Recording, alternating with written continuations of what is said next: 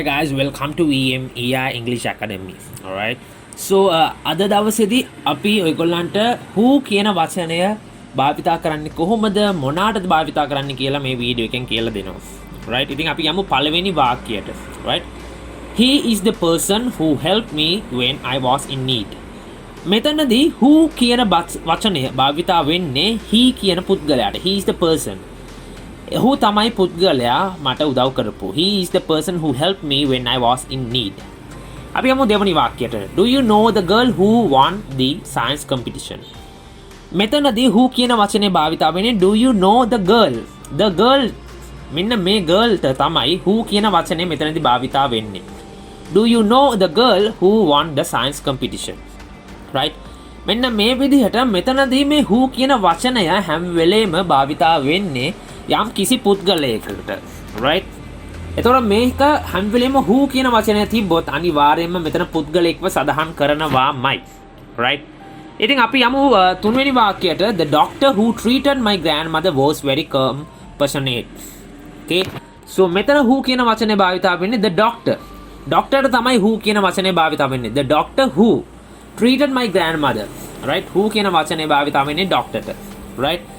ඉතින් මේක අපි මේ වීඩියෝ එකේදී කරන්නේ ඔයගොල්ලන්ට පොඩි අයිඩියා එකක් දෙනවා who කියන වචනේ මොකද කොහොමද ඒක භාවිතා වෙන්නේ. එතකොට මේ who කියන වචනේ කොයි තැන්වලදී භාවිතා වෙන්නේ කියන දේ තමයි මෙතනදී මේ වීඩියෝ එකේදී අපි ඔයගොල්ලන්ට සරලව කියලා දෙන්නේ. right? ඉතින් අපේ theory class එකේ සහ practical class එකේ මේක අපි කියලා දීලා මේක practice කරන එක වෙනම techniques use කරලා කොහොමද හදන්නේ මේ වාක්‍ය කතා කරන්නේ කොහොමද කියලා අපේ ක්ලාස් එකේදී අපි කියලා දෙනවා. ඉතින් ක්ලාස් එකේදී නැති කට්ටිය අනිවාර්යයෙන්ම අපිට මැසේජ් එකක් දාලා join වෙන්න ක්ලාස් එකට. ඔයගොල්ලන්ට මේකේ PDF එකක් ලබා ගන්න පුළුවන් එතනදී. right? ඉතින් අපේ ක්ලාස් එකේ ඉන්න කට්ටියට මේක අපි සම්පූර්ණයෙන්ම A to Z හැම දෙයක්ම හැම වචනයක්ම මේකේ ටෙක්නික්ස් මොනවාද කියලා අපි කියලා දෙනවා. ඉතින් අනිවාර්යයෙන්ම ඔයගොල්ලෝ join වෙන්න. Saturday Sunday රෑ 8 ඉඳන් 10 වෙනකම් තමයි classes යන්නේ. right? ඉතින් අපි යමු හතරවෙනි වාක්‍යයට. I have a friend who speaks 5 languages fluently. right? I have a friend. මෙතන who කියන එකෙන් අදහස් කරන්නේ I have a friend. මේ friend තමයි. a friend තමයි who කියන එකෙන් අදහස් වෙන්නේ. I have a friend who speaks 5 languages fluently. right? අපි යමු ඊළඟ වාක්‍යයට. පස්වෙනි වාක්‍යය. The artist who painted this masterpiece remains anonymous. right? මෙතන who කියලා කවද අදහස් වෙන්නේ? The artist. The artist who painted this masterpiece. මෙතන who කියලා අදහස් වෙන පුද්ගලයා තමයි the artist. right? ඊළඟ 6 වෙනි වාක්‍යය. Can you introduce me to the colleague who is leading the new project? මෙතන who කියන වාක්‍යය එනවා. වචනය එනවා. who කියන වචනයෙන් කාවද මෙතනදී අදහස් කරන්නේ? ඔයගොල්ලෝ හිතන්නේ කාවද? Can you introduce me to the colleague? colleague කියන වචනය. colleague කියලා කියන්නේ සගයෙක්. right? Can you introduce me to the colleague who is leading the new project? මෙතන who කියලා අදහස් කරන්නේ colleague ව. right? ඉතින් ඔයගොල්ලන්ට මෙතනදී සමහර වෙලාවට මේක පොඩ්ඩක් සංකීර්ණ නැති කොහොමද හරියට මේ who කියන පුද්ගලයාව මෙතන හොයාගන්නේ කියලා. ඒක අපි සරලවම කොහොමද හොයාගන්නේ කියලා අපේ ක්ලාස් එකේදී කියලා දෙනවා. right? අපි යමු 7 වෙනි වාක්‍යයට. She is the one who discovered the hidden talent in our team. She is the one who discovered. right? මෙතන who කියන එක අදහස් කරන්නේ කාවද? She is the one. හැම වෙලේම මේ who කියන who කියන වචනේ එනකොට වාක්‍ය ඇතුළෙම ඒ පුද්ගලයාවත් සදාන් වෙලාම තියෙනවා. right? who කියන වචනේ આવත් අනිවාර්යෙන් ඒ වාක්‍ය ඇතුලේ ඒ පුද්ගලයාව සදාහන් වෙනවා. ඉතින් ඒක තමයි එක පොයින්ට් එකක්. ඒක ඒ ටෙක්නික් එකක් තියෙනවා. ඒක අනිවාර්යෙන්ම ඔයගොල්ලන්ට ඒක ඔළුවට දාගන්න. ඒ who කියන වචනය තිබ්බොත් අනිවාර්යෙන් ඒ පුද්ගලයා ඒ වාක්‍ය ඇතුලේදී සදාහන් වෙනවා. right?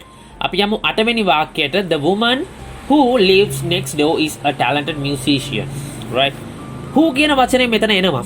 එතකොට මේ who කියන වචනේ කාවද අදහස් කරන්නේ? The woman who.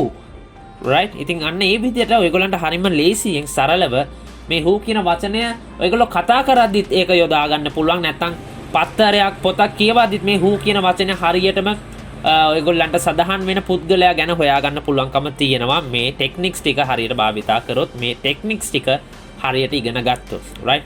අපි යමු ඊළඟ වාක්‍යයට. I am looking for someone who can assist with graphic design work. right? මෙතනදී I am looking for someone who can assist. who can assist. I am looking for someone. මෙතන who කියන එක අදහස් කරන්නේ කාවද? I'm looking for someone. Right, someone. කවුද ඒ someone? Who can assist with graphic design work. මේ graphic design work කරන්න පුළුවන්. graphic designing කරන්න පුළුවන් කෙනෙක්ව මම බලනවා. right, අන්න ඒක තමයි who කියන එකෙන් අදහස් වෙන්නේ. right, අපි යමු 10 වෙනි වාක්‍යයට. He is the one who organized the charity event last month. He is the one who organized. who කියන එකෙන් අදහස් කරන්නේ කාවද? he. අර charity එක organize කරපු එක්කෙනා.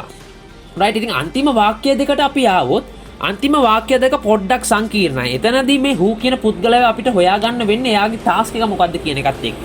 right, ඉතින් මේකේ හරි සරලයි. මේක practice එකෙන් හදාගන්න පුළුවන් ඔයගොල්ලන්ට. ඉතින් Sunday අපේ තියෙන practice session එකට එන හැම කෙනාටම පුළුවන්කම තියෙනවා මේ practice වලින් මේ practical session එකට ඇවිල්ලා මේවා හරියට මේ techniques භාවිතා කරලා කතා කරන්න ඉගෙන ගන්න.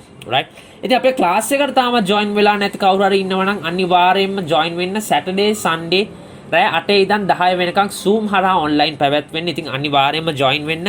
ඔයගොල්ලන්ට හිතා ගන්න බැරි විදිහට ඔයගොල්ලන්ගේ ඉංග්‍රීසි දැනුම වැඩි කරගන්න, ඔයගොල්ලන්ගේ කතන හැකියාව spoken English ඔයගොල්ලන්ට වැඩි දියුණු කරගන්න, improve කරගන්න මේ class එක අනිවාර්යයෙන්ම ප්‍රයෝජන වෙයි. ඉතින් අපේ WhatsApp number එකට message එකක් දාන්න join වෙන්න කැමති කට්ටිය. එහෙමත් නැත්නම් අපේ website එකට ගිහිල්ලත් ඔයගොල්ලන්ට වැඩි විස්තර දැනගෙන register වෙන්න හැකියාව තියෙනවා. right, so ඊළඟ වීඩියෝ එකෙන් ආයෙත් හම්බෙනකම් මෙන්න මේ හැමදේම ඔයගොල්ලෝ practice කරන්න. හොඳ idea එකක් අරන් ඔයගොල්ලන්ගේ English improve කරගන්න.